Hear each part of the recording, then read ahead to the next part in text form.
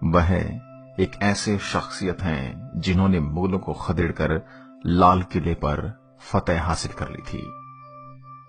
जी हां, हम बात कर रहे हैं जस्सा सिंह आहलूवालिया की, जो पहले सरदार थे जिन्होंने लाल किले को फतेह किया। इतिहास इस बात की तस्दीक करता है कि दिल्ली के लाल किले पर हमेशा से ही मुस्लिम शासकों का राज रहा है, लेकिन सन 1783 में ऐसा पहली बार हुआ जब सिख सेना ने बादशाह शाह आलम को घुटनों पर ला दिया और लाल किले पर केसरी निशान साहिब का झंडा लहरा दिया। वाक्य कुछ ऐसा था कि इससे पहले दिल्ली में कई सिख गुरुओं को शहीद किया गया था, लेकिन उन जगहों पर ना तो कोई गुरुद्वारा बनाया गया और ना ही सिखों को इसका अधिकार दिया गया।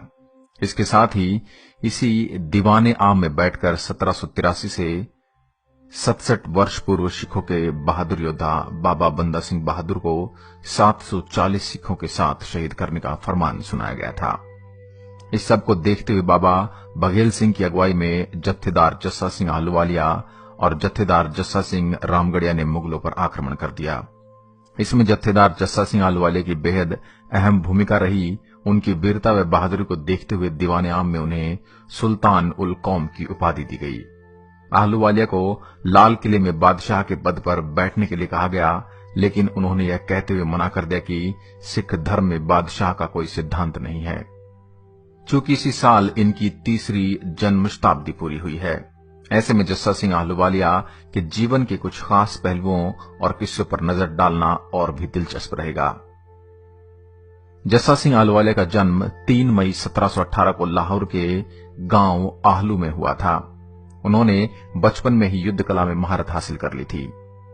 उनकी इस कला को देखते हुए 1748 में नवाब कपूर सिंह ने जस्सा सिंह आहलूवालिया को अपना उत्तराधिकारी घोषित कर दिया। इस प्रकार नवाब कपूर सिंह के मार्गदर्शन में उनके राजनीतिक पथ की शुरुआत हुई और उन्हें सिख नेताओं की पहली पंक्ति के नेताओं के बीच जल्द ही गिना जाने लगा।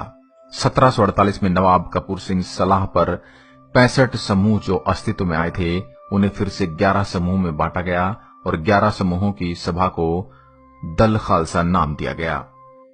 जस्सा सिंह आहलूवालिया को उनकी अद्भुत क्षमता के कारण सिखों का कमांडर नियुक्त कर दिया गया।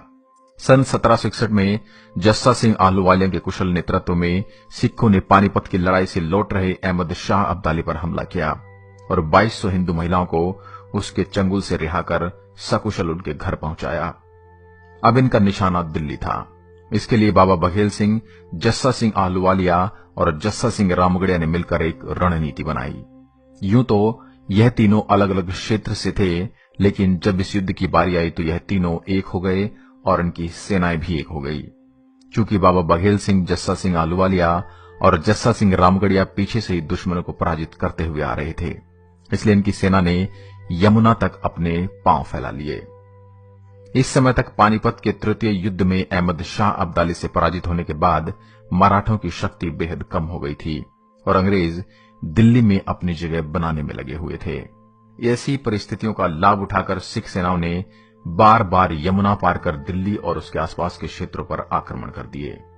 दिल्ली सिख गुरुद्वारा प्रबंधक कमेटी की किताब दिल्ली फतेह दिवस के अनुसार दिल्ली के लाल किले पर कब्जा करने के पहले बाबा बघेल सिंह और जस्सा सिंह आहलूवालिया ने गंगा यमुना के बीच के कई क्षेत्रों जैसे अलीगढ़, टुंडला, हाथरस, खुर्जा और शेखुबाद आदि पर आक्रमण कर उनसे लगान वसूला और वहां के नवाबों की धन दौलत पर कब्जा कर लिया। यहां से वसूले गए धन में से जस्सा सिंह आहलूवालिया ने कुछ राशि अहमद शाह अब्दाली के आक्रमण के कारण 1762 में तबाह हुए श्री दरबार साहिब अमृतसर के निर्माण के लिए भेज दी। सिखों के बार बार आक्रमण ने दिल्ली के मुगल सम्राट शाह आलम को परेशान कर दिया। इस संबंध में उसने अपने वजीरों को सिखों से बातचीत करने के लिए कहा, लेकिन कोई हल नहीं निकला। इसके बाद सिख सेना ने 12 अप्रैल 1781 को यमुना पार की और दिल्ली से 32 मील दूर बागपत पर आक्रमण कर दिया। इसके बाद विजयी अभियान को जारी रखते हुए उन्होंने 16 अप्रैल को शाहदरा और फिर पटपड़गंज पर हमला बोल दिया। 8 अप्रैल 1783 को बाबा बघेल सिंह, जस्सा सिंह आहलूवालिया और जस्सा सिंह रामगढ़िया की अगुवाई में 40,000 सैनिक बुराड़ी घाट पार कर दिल्ली में दाखिल हुए। आहलूवालिया के निर्देश पर सेना के 3 हिस्से किए गए। 5,000 सिपाही मजनू के टीले पर तैनात कर दिए गए 5000 सिपाहियों की दूसरी टुकड़ी अजमेरी गेट पर तैनात कर दी गई और बाकी बची 30,000 की सेना, जिसमें अधिकतर घुड़सवार थे, को सब्जी मंडी व कश्मीरी गेट के बीच के स्थान पर खड़ा कर दिया गया, जिसे आजकल 30 हजारी के नाम से जाना जाता है। 30 हजारी को यह नाम लाल किले पर आक्रमण करने वाले 30,000 सिख सैनिकों के कारण दिया गया था, जो नंगी तलवार लेकर मुगलों का काम तमाम करने के लिए वहां तैनात थे। यह सेना मालकागंज, मुगलपुरा और सब्जी मंडी में फैल गई। सिख सेना की दिल्ली में होने की खबर सुनकर बादशाह शाह आलम घबरा गया और उसने मिर्जा शिको के नेतृत्व में मेहताबपुर किले पर सिख सेना को रोकने की कोशिश की। हालांकि वहां पर पराजित होकर वह भाग गया और लाल किले में जाकर छिप गया। 9 मार्च को फजल अली खान ने सिखों को रोकने का असफल प्रयास किया। इसके बाद वाहेगुरु जी का खालसा, वाहेगुरु जी की फतेह के उद्घोष के साथ सिख सेना लाल किले की ओर बढ़ी और दूसरी तरफ अजमेरी गेट पर तैनात सिख सेना ने शहर पर आक्रमण कर दिया। मुगल सेना युद्ध करने की बजाय छिप गई। 11 मार्च को सिख सेना लाहौरी गेट और मीना बाजार को पार करती हुई लाल किले के दीवाने आम पहुंच गई और वहां कब्जा कर लिया। दीवाने आम पर कब्जा करने के बाद सिख सेना ने लाल किले के मुख्य द्वार पर खालसा पंथ का केसरी निशान साहिब फहराया। ऐसा इतिहास में पहली बार हुआ था जब सिख सेना ने लाल किले पर कब्जा किया था। जब शाह आलम ने देखा कि सिखों ने दीवाने आम पर कब्जा कर लिया है, तो वह अपने वकील रामदयाल और बेगम समरू के साथ अपने जीवन की भीख मांगने लगा। बेगम समरू बेहद मंजी हुई राजनीतिज्ञ थी, इसलिए उसने तुरंत ही तीनों जर्नैलों को अपना भाई बना लिया और 2 मांगे उनके सामने रख दी। पहली, शाह आलम का जीवन बख्श दिया जाए और दूसरा, लाल किला उसके कब्जे में रहने दिया जाए। इन मांगों के बदले में 3 जर्नैलों ने 4 शर्त रखी। वह सभी स्थान जहां गुरु साहिबान के चरण पड़े, जहां गुरु तेग बहादुर साहिब को शहीद किया गया और माता सुंदरी व माता साहिब कौर जी के निवास स्थानों पर अधिकार सिखों को दे दिया जाए। बादशाह शाह आलम को कहा गया कि वह 7 स्थानों पर गुरुद्वारा साहिबान के निर्माण के आदेश जारी करे।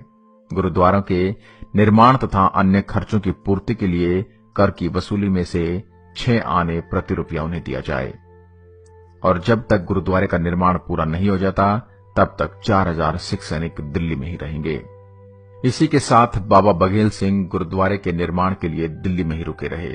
वहीं जस्सा सिंह आहलुवालिया व जस्सा सिंह रामगढ़िया दीवाने आम का 6 फुट लंबा, 4 फुट चौड़ा और 9 इंच मोटा पत्थर का तख्त उखाड़कर घोड़े के पीछे बांधकर अपने साथ अमृतसर ले गए। यह तख्त आज भी दरबार सिंह अमृतसर के नजदीक बने रामगढ़िया बुर्ज में रखा हुआ है।